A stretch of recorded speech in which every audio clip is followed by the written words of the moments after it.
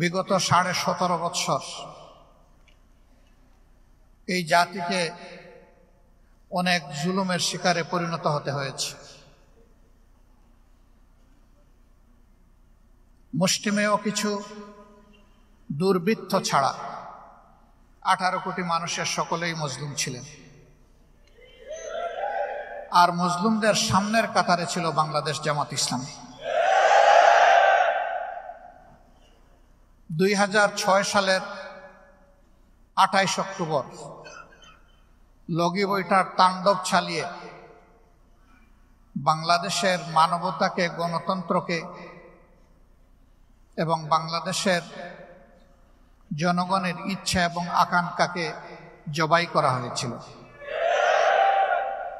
ওই দিনই সত্যিকার অর্থে বাংলাদেশ পথ হারিয়েছিল।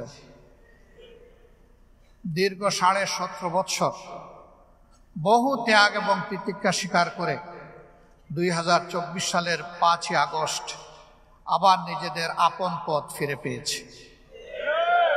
আল্লাহ তাআলার দরবারে আবারও শুকরগুজারি করছি, আলহামদুলিল্লাহ। 28 তারিখ যাদেরকে খুন করা হয়েছিল তারা কারো উপর তেড়ে যায়নি, ঢিল ছুঁড়েনি, কারো উপর আঘাত করেনি, গায়ে পড়ে কারো সাথে ঝগড়া বাঁধায়নি। তাদের অপরাধ ছিল বাংলাদেশ জামাত ইসলামী আহত মহানগরের উদ্যোগে আয়োজিত একটি জনসভায় তারা যোগদান করতে এসেছিল। স্পষ্ট দিবালোকে অসংখ্য টিভি, মুভি, ক্যামেরার সামনে তাদেরকে সাপের মতো পিটিয়ে হত্যা করা হয়েছিল। তাদের মাটিতে পড়ে যাওয়া লাশগুলোর উপর পাশেরা সেদিন দাঁড়িয়ে নাচানাচি করেছিল, এমনকি লাশ গায়েব করার চেষ্টা করেছিল। ঢাকা মেডিকেল থেকে লাশ চুরি করার চেষ্টা করেছিল। শেষ পর্যন্ত এই বেদনাদায়ক ইতিহাসও তারা চুরি করে ফেলল। খুনের হুকুমদাতা মাস্টার মাইন্ড, যার উপর সুপিরিয়র কমান্ড রেসপন্সিবিলিটি আসে, তাকে প্রধান আসামি করে মামলা করা হয়েছিল। ক্ষমতার গরমে সেই মামলা শেষ করে দেওয়া হলো।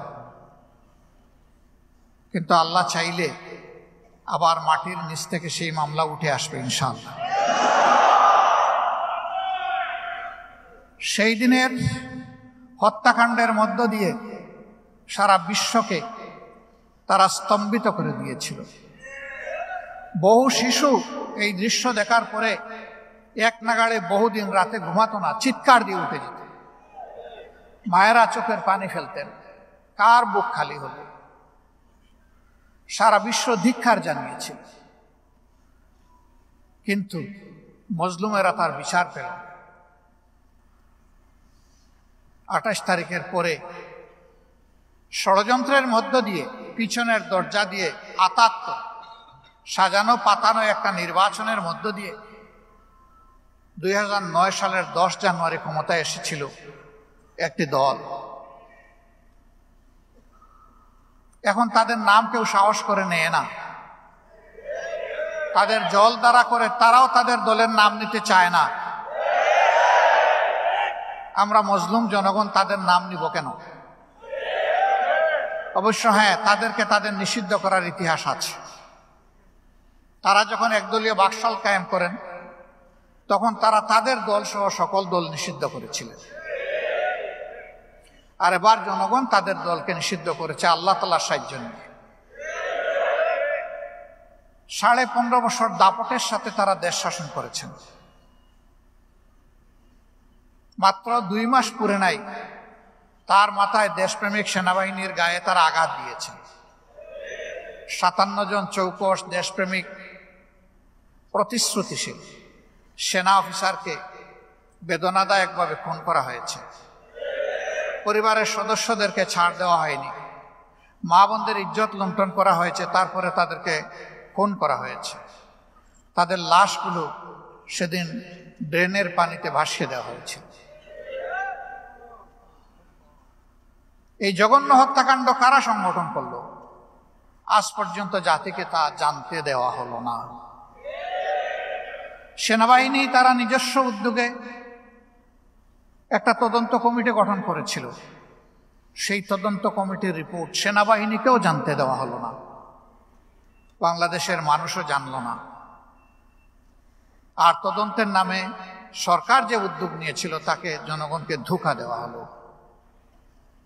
নেপথ্যের নায়কদেরকে, হুকুমদাতাদেরকে এবং দুষ্কৃতিকারীদেরকে আড়াল করা হলো।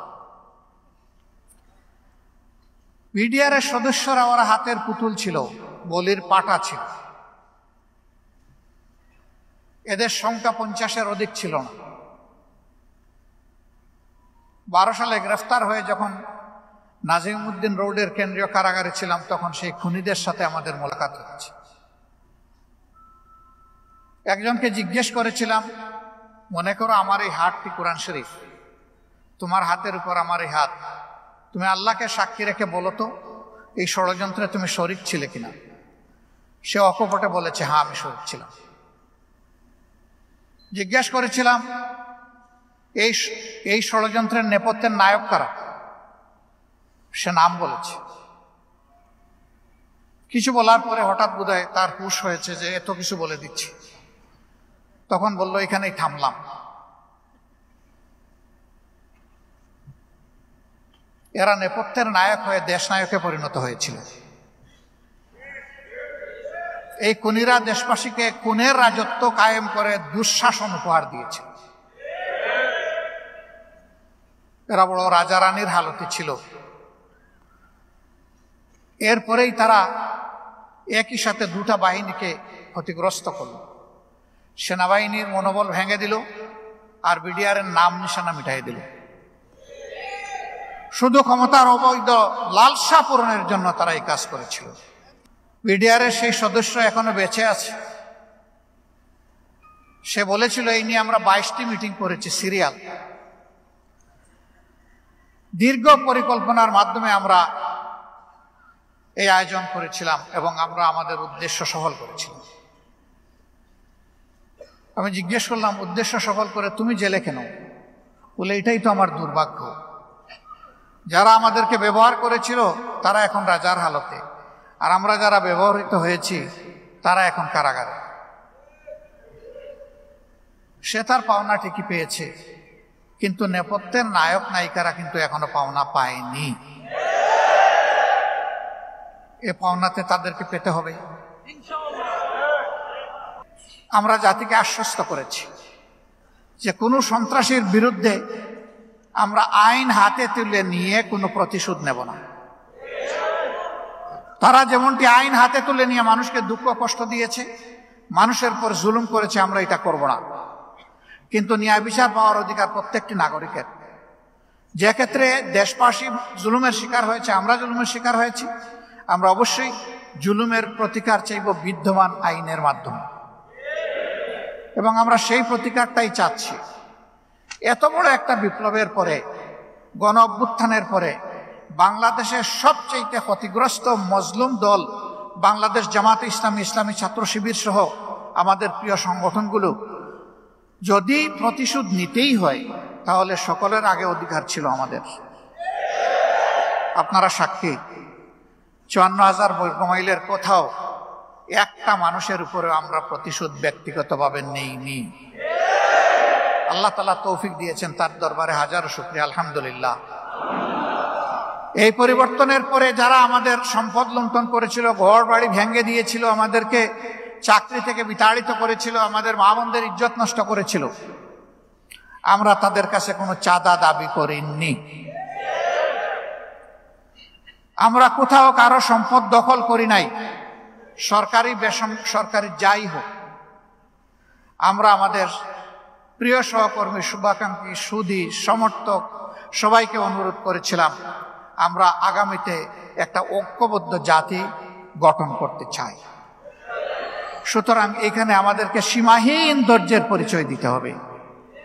রাসূল মকবুল সাল্লাল্লাহু আলাইহি সাল্লাম এবং তার প্রিয় সাথীদেরকে মক্কা মুকাররমায়, মুআজ্জমায় যারা দফায় দফায় কষ্ট দিয়েছিল, খুন করেছিল, ইজ্জত লুণ্ঠন করেছিল, শারীরিকভাবে শাস্তি দিয়েছিল, মানসিক শাস্তি দিয়েছিল, আল্লাহ রসুলকে খুন করার সিদ্ধান্ত নিয়েছিল।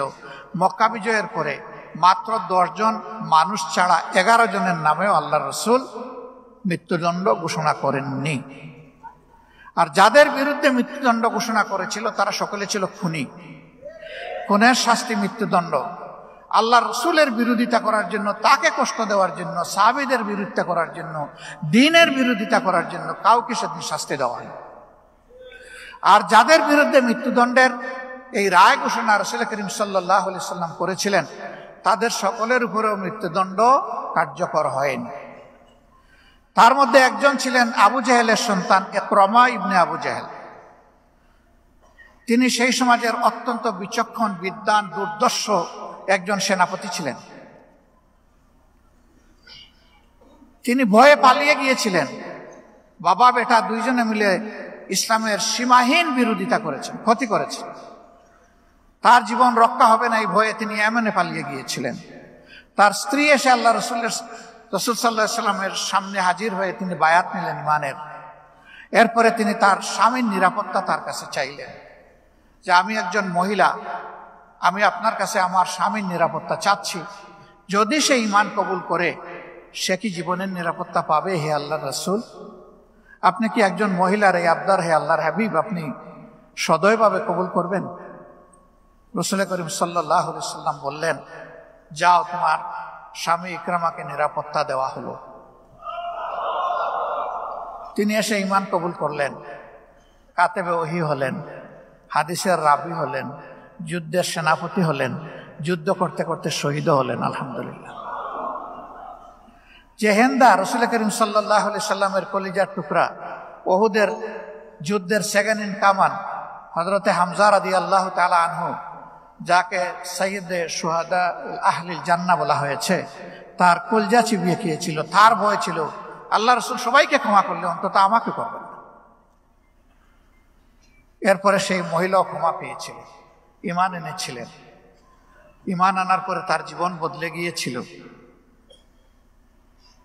ভয়ঙ্কর যুদ্ধে রাসূল করিম সাল্লাল্লাহু আলাইহি সাল্লামের তৈরি করা সৈনিকরা একটু পিছনের দিকে তাকিয়েছিলেন, যুদ্ধের দাপট সহ্য করতে না পেরে। এই মহিলা ডানা মেলে বলেছিলেন, সাবধান, মুমিনের জন্য পিছনে কোনো রাস্তা নাই, রাস্তা একটাই, শুধু সামনে। যুদ্ধ করতে করতে হয় শত্রুকে পরাজিত করবা, না হয় শহীদ হবা, দ্বিতীয় তৃতীয় কোনো অপশন নাই। যুদ্ধের মোড় গড়ে দিয়েছিল এই বাগিনের চিৎকার। এটি ইসলামের সৌন্দর্য। আলহামদুলিল্লাহ, ইসলাম এসেছে উদারতার মহান দাওয়াত নিয়ে, ইসলাম এসেছে মানবতার দাওয়াত নিয়ে। ভুলভাবে ইসলামকে উপস্থাপন করা হয় যে ইসলাম নাকি তলোয়ারের জুড়ে এসেছে। এখানে কি তলোয়ারের কোনো খেলা দেখা গেল? নাই। ইসলাম তার নৈতিকতার বলে, আলহামদুলিল্লাহ, তার আদর্শিক শ্রেষ্ঠত্বের বলে দুনিয়াকে জয় করে নিয়েছে। আমরা চাই সেই শ্রেষ্ঠত্ব দিয়ে বাংলাদেশকে জয় করতে, ইনশাআল্লাহ। এই যাত্রায় আমরা সকলের সহযোগিতা চাই। সাংবাদিক বন্ধুগণের মাধ্যমে দেশবাসীর সহযোগিতা চাই, সাংবাদিক বন্ধুদের সহযোগিতা চাই, সমাজের বিবেকবান মানুষের সহযোগিতা চাই। দল ধর্ম নির্বিশেষে একটা শান্তির রাজ্য, একটি সমৃদ্ধির দেশ, একটি ন্যায় ইনসাফ ভিত্তিক দেশ, একটা বৈষম্যহীন দেশ গড়ার জন্য, একটা করাপশন ফ্রি কান্ট্রি গড়ার জন্য, দুর্নীতিমুক্ত দেশ গড়ার জন্য আমাদের সকলের সমবেত হাতগুলো এক জায়গায় হয়ে যাক, সেটা আমরা চাই।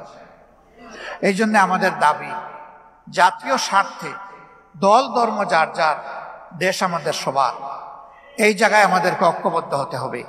আল্লাহ তাআলা আমাদেরকে সেই ঐক্যের শক্তি নিয়ে এই দেশ গড়ার তৌফিক দান করুন।